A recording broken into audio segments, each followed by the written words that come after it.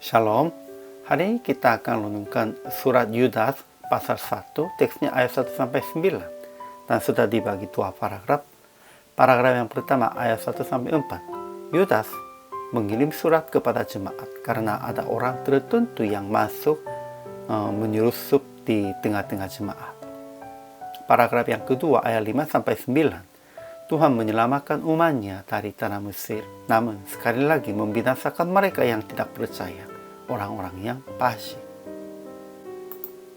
Kesimpulannya, Yudas kirim surat karena ada orang tertentu yang masuk menyusup di tengah-tengah jemaat. Mereka menyangkal satu-satunya penguasa dan Yesus Kristus. Jadi Yudas berkata, tetap berjuang untuk mempertahankan iman. Yudas ingatkan tentang orang-orang dibinasakan di antara orang-orang keluar dari Mesir karena tidak percaya. Juga ingatkan akan malaikat-malaikat yang tidak taat ditinggalkan tempat kediaman sampai penghakiman pada hari besar dan kebinasaan kota Sodom dan Gomora. Siapapun yang menyangkal Yesus Kristus, menghina kekuasaannya dan menghujat kemuliaannya, itu layak dihukum sampai binasa. Ajaran tentang Allahnya. Pertama, Tuhan menyelamatkan umatnya dari tanah Mesir. Kedua, namun sekali lagi membinasakan mereka yang tidak percaya. Ia menahan malaikat-malaikat yang tidak taat pada batas-batas kekuasaan mereka, tetapi yang meninggalkan tempat kediaman mereka dengan belenggu abadi di dalam dunia kekelaman sampai penghakiman pada hari besar. Ketiga, penghulu malaikat Mikael ketika dalam suatu perselisihan bertengkar dengan iblis mengenai mayat Musa tidak berani menghakimi iblis itu dengan kata-kata hujatnya, tetapi berkata, kiranya Tuhan menghardik engkau. Memang semuanya hanya tergantung kepada Tuhan. Mereka semua orang berdosa, namun dalam Tuhan mereka dibenarkan. Ajaran tentang manusianya. Pertama, Yudas, hamba Yesus Kristus dan saudara Yakobus kepada mereka yang terpanggil, yang dikasihi dalam Allah Bapa dan yang dipelihara untuk Yesus Kristus.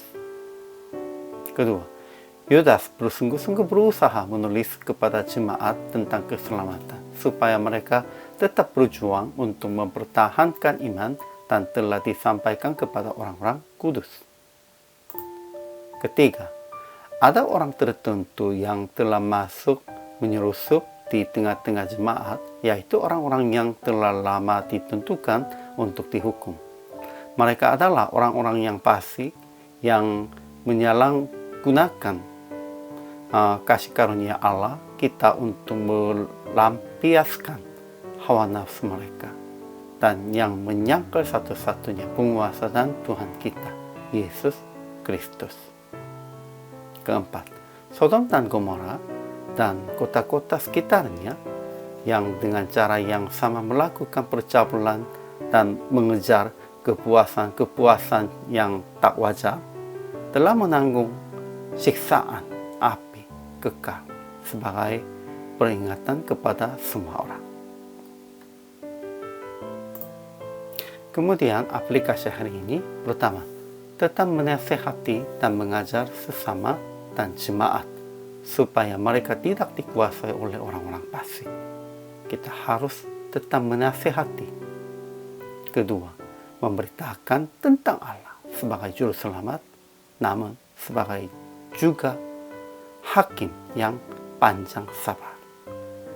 Tuhan pasti akan menghakimi kita, namun panjang sabar. Sebelum datang hukuman, kita harus bertobat. Ketiga, jangan membiarkan mereka yang menyangkal Yesus Kristus juru selamat kita. Kita harus melawan mereka dan harus mengusirnya dan mengecualikan dari jemaat.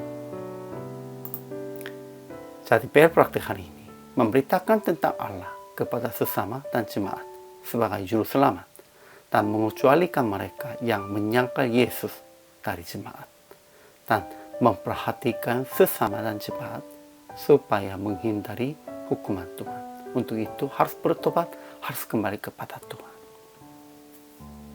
Hari ini juga kita harus memberitakan firman sesuai dengan kehendak Tuhannya. Hari ini juga selama melayani, Tuhan Yesus memberkati.